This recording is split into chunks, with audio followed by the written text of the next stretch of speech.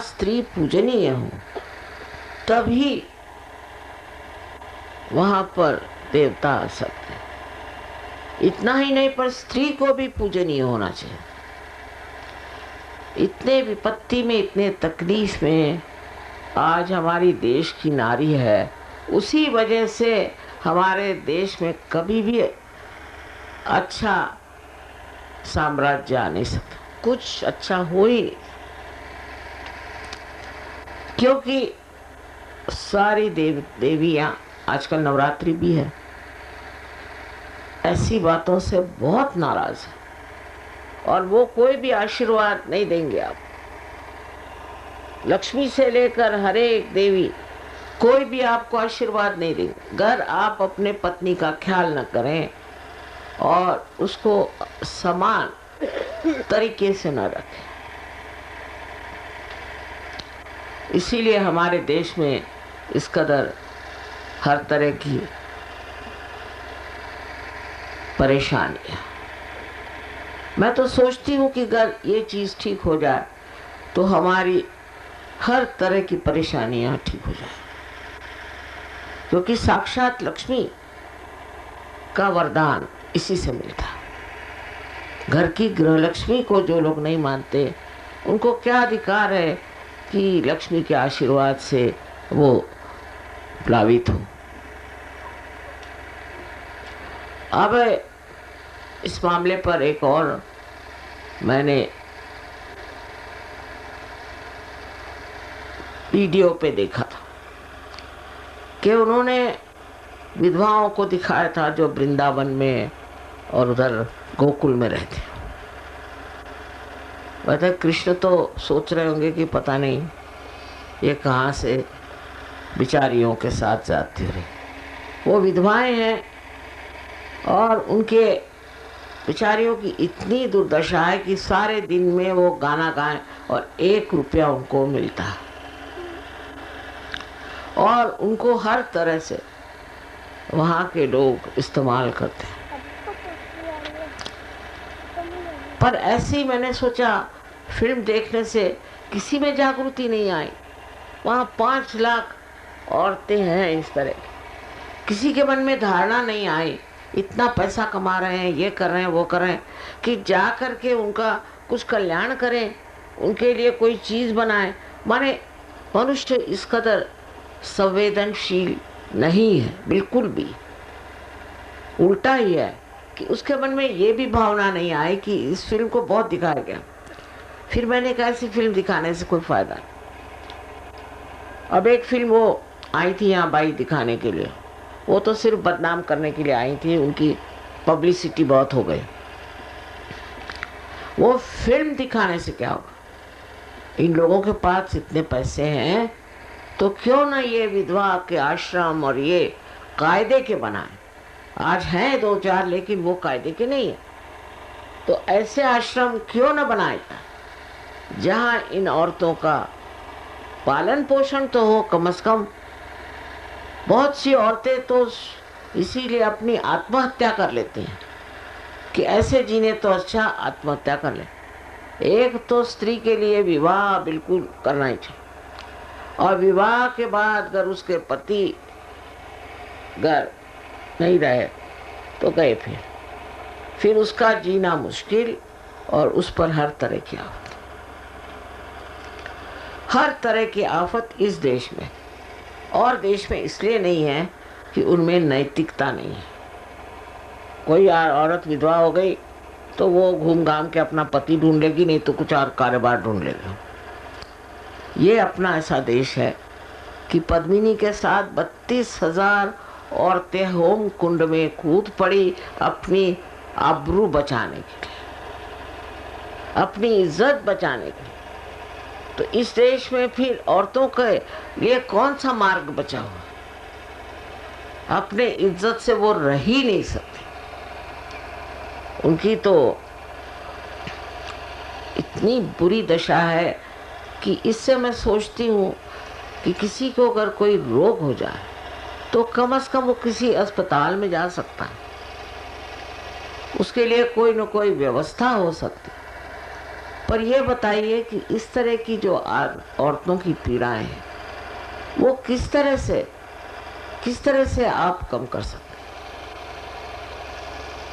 इतना दुख और कोई सहानुभूति तक नहीं। यहाँ तक कि अगर कोई विधवा स्त्री को आपने देख लिया तो बड़ा आपके लिए अपशकुन हो गया।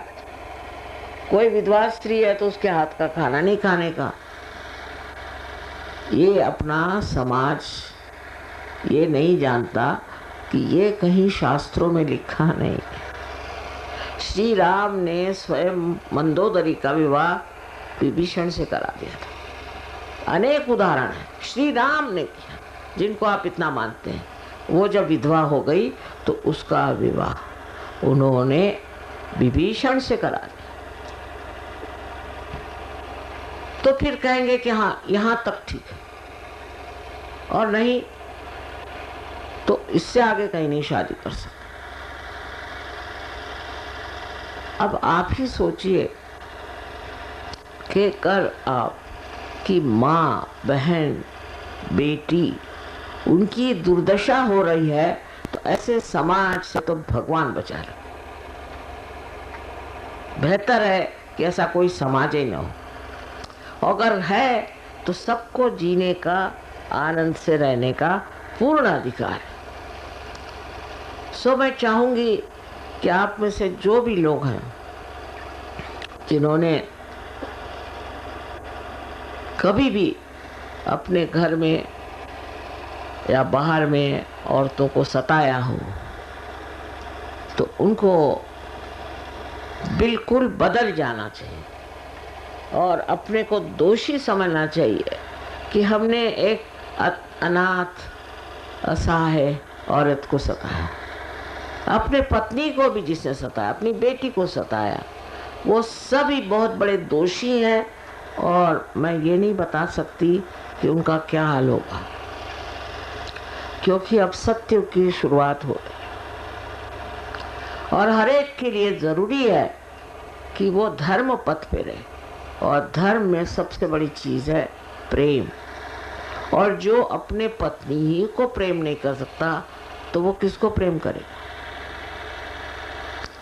अपने बेटी से प्रेम नहीं कर सकता वो किसको प्रेम करे? उसका दोष यही है कि वो स्त्री है। अगर दुनिया में स्त्री नहीं होती तो आपकी माँ कहाँ से आती और आप कहाँ से आते? इसके प्रति बहुत तीव्र संवेदना आनी चाहिए। अच्छा, महाराष्ट्र में भी काफी बाल विधवा वगैरह का प्रकार था, इतना नहीं पर तो भी। पर वहां पर ऐसे ऐसे लोग हो गए, जैसे तिलक थे, गोखले थे, रानडे थे, इन्होंने सब ने विधवाओं से विवाह किया और उन्होंने वहां पर बहुत चेतना लाई, रिफॉर्म्स किए। वहां पर पूना में जैसे है कि औरतों का एजुकेशन एकदम फ्री है, ग्रेजुएशन तक उनको एक पैसा नहीं देना। उससे भी ज्यादा यहाँ कार्य करने की जरूरत है, क्योंकि यहाँ उससे कहीं अधिक बुरी दशा है। यहाँ के लोगों में जागृति लाना और उनमें चेतना लाना बहुत जरूरी है। उसी की जगह अगर औरत जबरदस्त है तो उसका राज होता है। बहुत से औरतों ने सीख लिया है कि बेहतर है हम लोग जबरदस्त बन जाए, इससे कोई फायदा नहीं। औरत का तो कार्य यही है कि सब चीज को आत्मसात करे, क्योंकि पृथ्वी जैसी उसकी अपनी शक्तियां, किंतु अपनी शक्तियां को जगा और उससे सृजन करें और अपने दम पर खड़े और स्वाभिमान से, किसी तरह की भी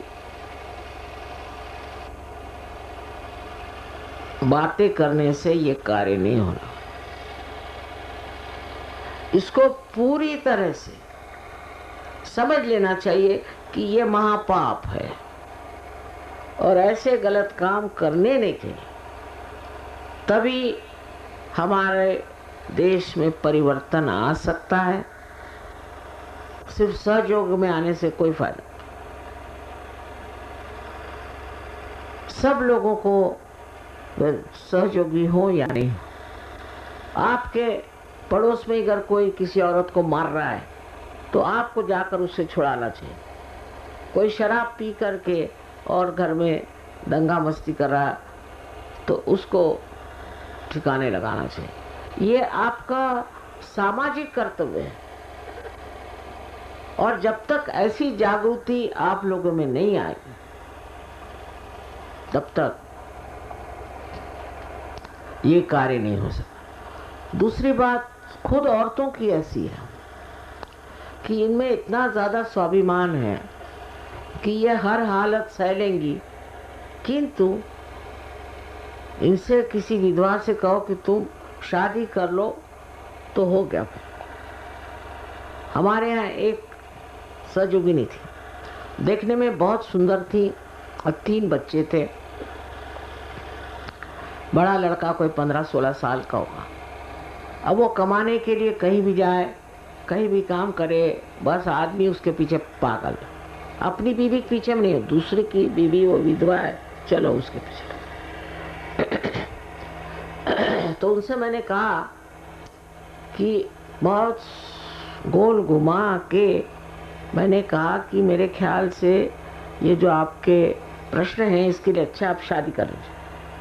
तो वो तो बेहोश हो गई, सुनते साथ बेहोश हो गई कि माँ ने ऐसी बात कैसी कही। जब उन्हें होश आया तो उन्होंने कहा, माँ आपने कौन सा मुझ में ऐसा दोष पाया जो आपने इतनी कड़ी सजा सुनाई? अरे भाई, इसमें कौन सी तुम्हें मैं सजा सुना रही? माने ये भी इतना ज़्यादा हमारे ऊपर संस्कार और कंडीशनिंग है औरतों में।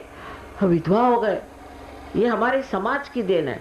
विधवा हो गए तो गए, अब इसके बाद हम विवाह नहीं कर सकते, हम कुछ नहीं कर सकते, हम करेंगे तो बस बेकार।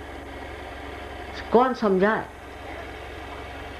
तब फिर मैंने उनके लड़के को समझाया कि तुम अपनी अम्मा को समझाओ। वो कहीं नहीं रह सकती थी क्योंकि सुंदर दिखने में थी और शायद विधवा थी। तो 1 साल बाद उनकी खोपड़ी में बात आई, जब उन पे काफ़ी आफतें आ गईं, तब 1 साल बाद उनको लगा कि माँ जो कह रही ठीक बात है। तब फिर उनकी शादी यहाँ तो होना अशक्य। कोई विधवा हो गई तो मतलब वो तो बिल्कुल दुनिया से गई बीती औरत। उनकी शादी अमेरिका में करा दी, उससे उनके बच्चे भी पल गए, बड़े हो गए, अपने अपने ठिकाने हो गए। पर वो लोग भीख मांगेंगी पर फिर से शादी नहीं करते। ये भी कोई भगवान ने बताया है, किसी शास्त्र में लिखा है? कहीं भी नहीं है। ये सब यूं ही बनाए हुए हैं औरतों पे आक्रमण करने के तरीके। हम तो वैधव्य को मानते ही नहीं है, मानते ही नहीं। क्योंकि वैधव्य क्या हुआ? जो पति का हाथ मतलब मर गए, समझ लीजिए, तो मर गए। अब वो वैधव्य बन के उसके माथे पे बन गया, ये कोई जरूरी चीज है? या तो दोनों आदमी साथ ही मरे और नहीं मरे तो औरतों की ये दुर्दशा करो। ऐसे कोई विधि तो है नहीं कि सब साथ मरना चाहिए। अगर ये धर्म होता तो सब साथ ही मरते, पर साथ तो मरते नहीं। अगर इत्तेफाकन औरत बच गई तो वो तो बेचारी गई गाँव से। इतना दुख औरतों ने उठाया है कि अब आपको उठाने की जरूरत नहीं। फिर वो लड़ाका भी हो सकती है, गुस्सेली भी हो सकती हैं और घर में बड़ा राजकारण भी करती हैं, सब कुछ होता है, लेकिन वो अच्छी औरत नहीं बन सकती। या तो दुखी, बहुत ही दुखी, परेशान। तो इसलिए ये एक संस्था छोटे ही पैमाने पर बनी गई और इस पर हम कोशिश करेंगे पूरी तरह से कि उन लोगों को ऐसे रास्ते पे लगाएं जिससे वो अपने पैरों पे खड़े हों और स्वाभिमान से जिएं। और कर वो विधवाएं हैं और अभी जवान हैं तो उनकी हम अच्छी जगह शादी करें।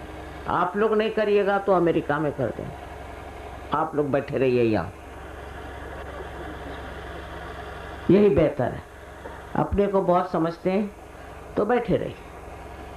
ये घमंड आदमी का जाना चाहिए। मैं हमेशा कहती हूँ कि रिफॉर्म औरतों के करने की जरूरत नहीं, आदमियों का रिफॉर्म करो। ना घमंड किस चीज का आपके सर में, क्या समझते हैं आप अपने को? अभी कोई बता रहा था, आज कल बताने वाले हम, कि कोई अगर आईएएस में आ गया तो वो तो सबसे बड़ा दामाद है। मैंने कहा भाई आईएएस में है क्या? कौड़ी न धेला, कुछ कमाई नहीं, कुछ नहीं खास, रोज का रोना मर।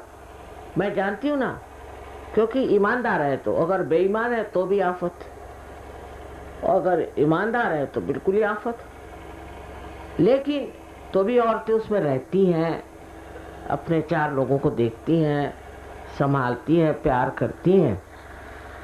पर मेरी समझ में नहीं आया कि ये खोपड़ी में कैसे आया आदमियों के कि वो अगर आईएएस में हो गए तो कोई बड़े अफलातून हो गए। कोई भी बात खोपड़ी में घुस जाती है इंसान के, खासकर हिंदुस्तान में, तो वो वाकई में बलून के जैसे उड़ने लग जाता है। फिर चाहे किसी लात मारे, किसी को थप्पड़ मारे, किसी को डंडा मारे, चाहे कुछ करे, उसको लगता नहीं कि ये हम क्या कर रहे हैं। और ऐसे तो वेजिटेरियन बनेंगे। जैन लोग कहते हैं कि मच्छर को मत मारो, खटमल को मत मारो, जो खून पीते रहते हैं हमेशा उनको मत मारो, पर अपनी बीवी को मार सकते हो आसान, क्योंकि आपकी बीवी है, आप वो इसीलिए तो आई है कि मार खाए। अगर मार नहीं खा सकती तो बीवी क्या। ये जो हमारी दशा है और हम इतने निम्न स्तर पे उतरे हैं, उसकी भी वजह यह है कि हमारे अंदर के जो मूल्य है खत्म होगा। पहले हमारे यहाँ कहते थे कि जो भड़बूंजे होते हैं वही अपनी बीवी को मारते हैं।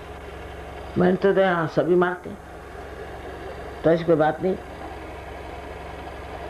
कोई इस मामले में किसी शर्म नहीं, हया नहीं। हाँ, बाकी मामले में बहुत शर्म हया, पर इस मामले में किसी शर्म हया नहीं। बीवी को सबके सामने डांट देंगे, कोई उनको उसमें हर्ष नहीं कि भाई हमने क्यों डांटा या क्यों ऐसे डांटना है। एक तो पहले ही से शिक्षा नहीं है, घर में यही सिखाया जाता है क्या, किस तरह से आप व्यवहार करें। तो जहाँ तक मुझे हो सकता है मैं इस संस्था के लिए पूरी मेहनत करूं और जितना हो सकता है इसमें औरों का उद्धार हो। परिणाम क्या हो रहा है वो कोई नहीं देखता, बच्चे खराब हो रहे हैं, आपके बच्चे ही दुष्ट हो रहे हैं, चोरी करेंगे, ये करेंगे। ये सब आया कैसे? क्योंकि समाज टूट गया, क्योंकि फैमिलीज टूट गई, इसलिए हुआ। तो अपने कुटुंब जो है बहुत महत्वपूर्ण चीज है। एक एक कुटुंब से ही समाज बनता है और समाज से ही देश बनता है। देश की बातें करते हैं और कुटुंब तो खत्म हो रहा है। अपने कुटुंब को इज्जत से रहना, स्वाभिमान से रहना, देशभक्ति से रहना, तभी हो सकता है कि घर की औरत ठीक हो, उसकी इज्जत हो, उसको समझने की कोशिश करें। हमारे महाराष्ट्र में भी 1-2 ऐसी समाज व्यवस्था है जहाँ इधर के जैसा ही मामला बहुओं के साथ किया जाता, पर वो भी बदल जाएगा और ये भी बदल जाएगा। इसको बदलना ही पड़ेगा। अगर बदलेंगे नहीं तो इनके ही बच्चे उठ के इन्हीं आदमियों को मारेंगे। बीवी को तो मारने की बात बाद में होगी, पहले इनको मारेंगे, तब सबकी खोपड़ी ठीक आई। इतना अहंकार मानव में है, मनुष्य में है। आखिर किस चीज का इतना अहंकार है? कौन सी ऐसी चीज तुमने पाई है जिसका तुम अहंकार कर?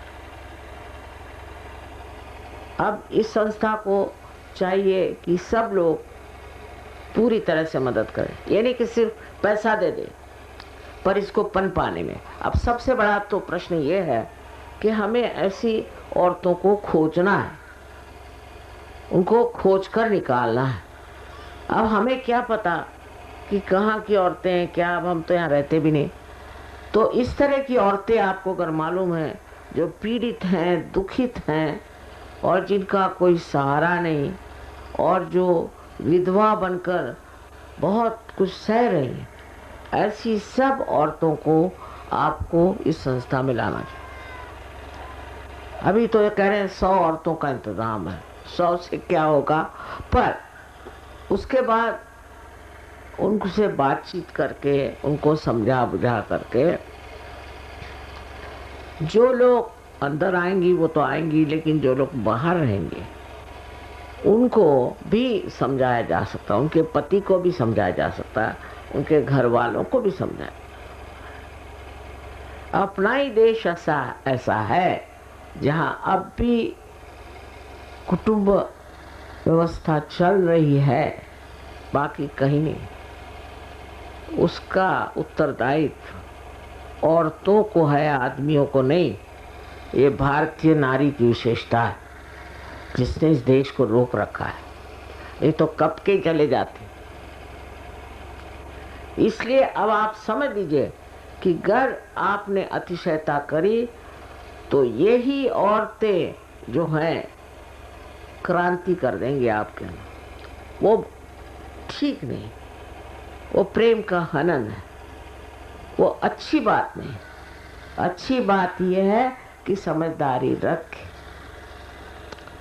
और अपने स्त्री की, अपने बेटियों की हिफाजत करें, उनको देखें, संभालें और उनको प्यार दें। उनको ये पता होना चाहिए कि आप उन्हें प्यार करते पूरी समय। उसमें कोई ऐसी बात नहीं कि वो आपके खोपड़ी पे बैठ जाए।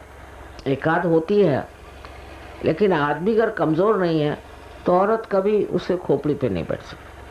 पर वो इतनी दबी हुई भी नहीं रहना चाहिए कि जिससे बच्चे भी नहीं पनप रहे हैं, जिसमें कुछ फूल ही नहीं खिल सकते।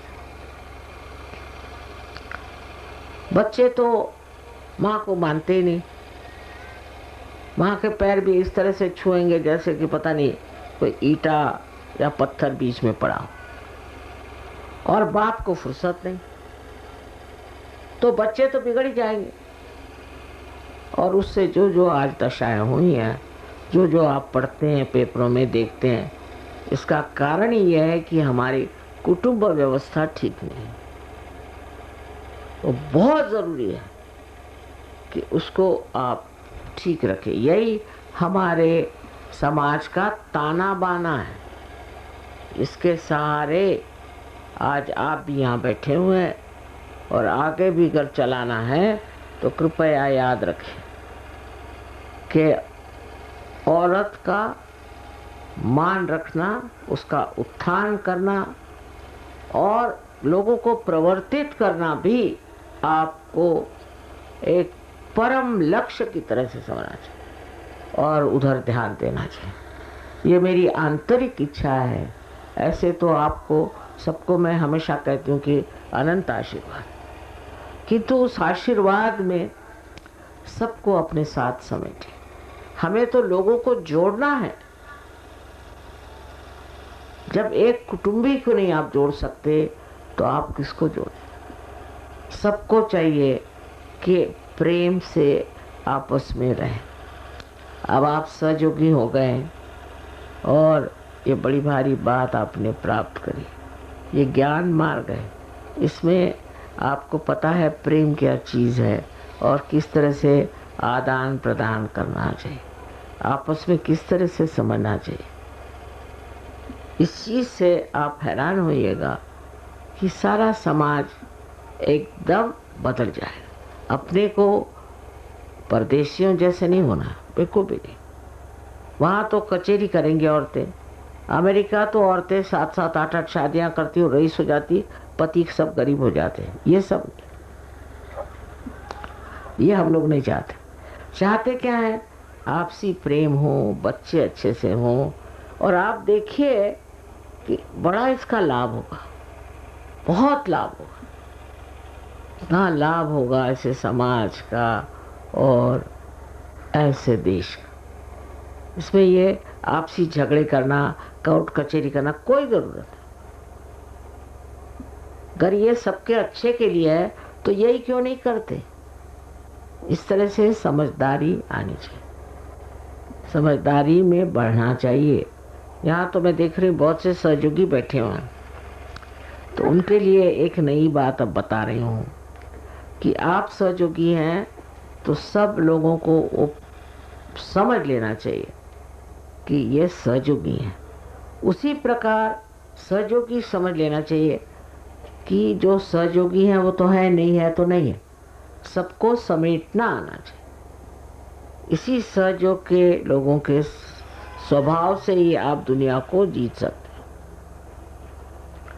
जो बात मैंने कही है उसको आप हृदय में बांधें, क्योंकि ये दर्द है मेरे अंदर और इस दर्द को आप लोग खत्म कर सकते हैं।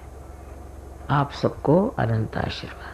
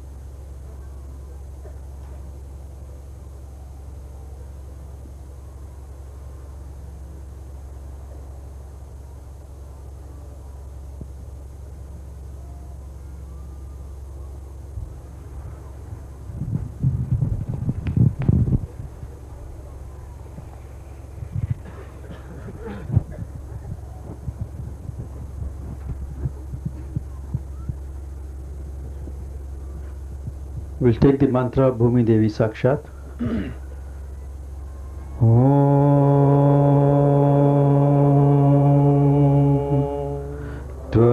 Tvameva Sakshat Shri Bhumi Devi Sakshat Shri Adi Shakti Mataji Shri Nirmala Devyai Namo Namah.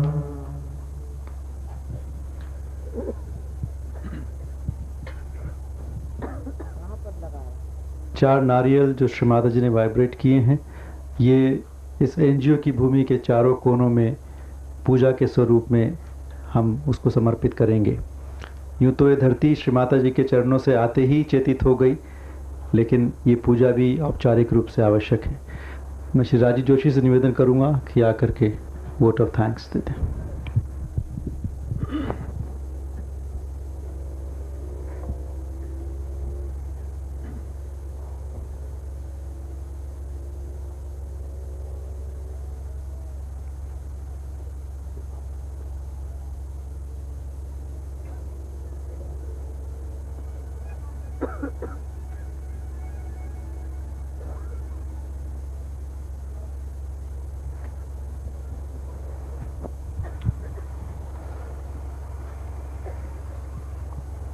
परम पूजनीय श्री माता जी,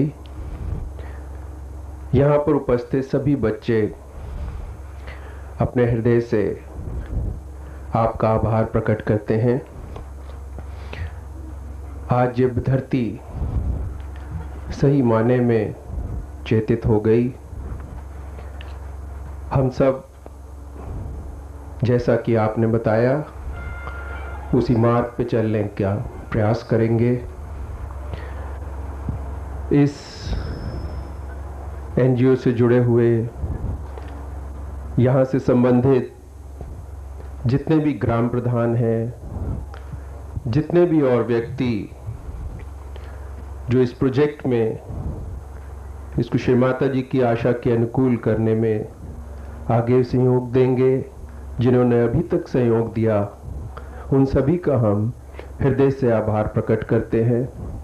और एक बार फिर से इस पावन धरती को पवित्र करने के लिए श्री माता जी को अपने हृदय से धन्यवाद करते हैं। जय श्री माता जी।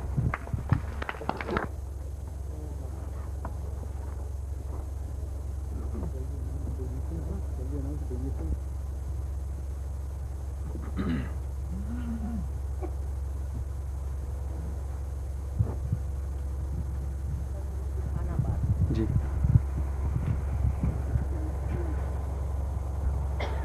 श्री माता जी के वात्सल्य और आशीर्वाद से ये जो शुभ कार्य आज की गौरी तृतीया के रोज हो रहा है इस पावन धरती पर, तो इसमें आप सबका सहयोग हमको स्वीकार्य है। और जो भी सहयोगी इसमें अपना अपना योगदान देना चाहते हैं, वो लोग कृपया जो हमारे यहाँ स्टॉल्स लगे हैं वहाँ पर अपना नाम दे दें, और जो भी आपको राशि देनी है वहाँ दे दीजिए।